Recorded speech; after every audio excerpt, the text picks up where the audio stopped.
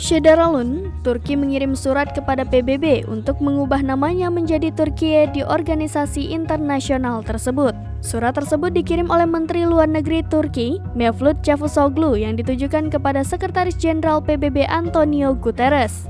Juru bicara PBB Stefan Dujarric mengatakan kepada Anadolu Agency bahwa dalam surat tersebut, Turki meminta nama Türkiye digunakan di arena internasional.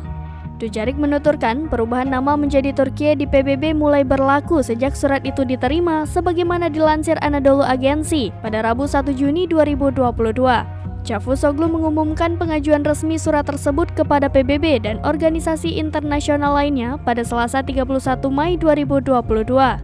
Diberitakan Kompas.com sebelumnya, upaya perubahan nama menjadi Türkiye dimulai pada Desember 2021. Kala itu, Presiden Turki Recep Tayyip Erdogan merilis sebuah memorandum dan meminta kepada publik menggunakan Türkiye untuk menyebut negara itu dalam setiap bahasa.